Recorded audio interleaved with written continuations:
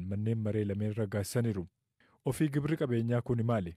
Profeesar Xilawun Yidiras Yuunivarsiitii Dabra Maarqoositti barsiisaa fi gargaaraa Profeesaraa yoo ta'an dhimma bulchiinsa lafaa fi gibira qabeenyaa irratti qorannoo hojjetaniiru. Property taksiin akkuma gibira kaanii nama kaffalurraa kallattiin kan sassaabamu ta'ee waggoota dheeraaf kan turedha. Biyyoota hedduu keessatti keessumaa guddina magaalotaa ariifachiisuuf gahee guddaa kan qabudha. Gibira fooyya'aa kan jedhamu gibira daballii gatii irratti hundaa'uun qabeenya irratti waggaatti murtaa'udha.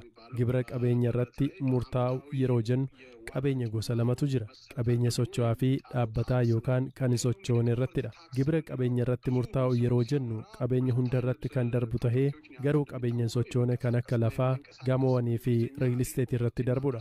Addunyaa irrattis fudhatama kan qabu isa kanadha. Gibira qabeenyaa kana isaan kaan irraa waan adda isaan taasisu maali kan jedhu Profeesar Xilawun Yidiras akkas jedhu. Tokkoffaa salphaatti kan dhoksamu miti. Gatiin qabeenya tokkoo mootummaan tilmaamameeti gatiin isaa kan beekamu. Kanaafuu namootni dhuunfaa gosa gibiraa kana haalli itti dhoksan hin jiraatu.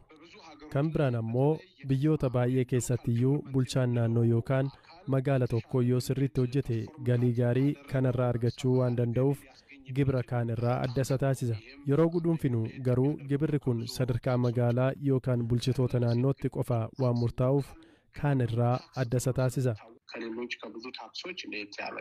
Itoophiyaa keessatti namni tokko gibira qabeenyaa irratti murtaa'u akka kaffaluuf kan dirqisiifamu yoo waan akkamii qabaatedha kan jedhus yoo deebisan.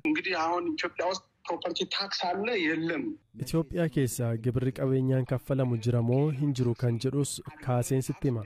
Akka carraa tahee seenaa biyya keenyaa keessatti gibirri jalqaba darbe gibira qabeenyaa yookaan property tax kan jennu yoo ta'u innis labsii 1942 baheen hojiirra oole.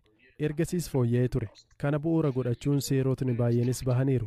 Garuu seenaa bal'aa ta'e akka hin qabne agarsiisa. Itoophiyaa keessatti gibirri barame yeroo eeggate yookaan waggaatti gibira kaffalamudha. Itoophiyaatti mana akkamii yoo qabaatedha gibirri qabeenyaa kan irratti murtaa'u kan jedhu deebisuun rakkisaadha.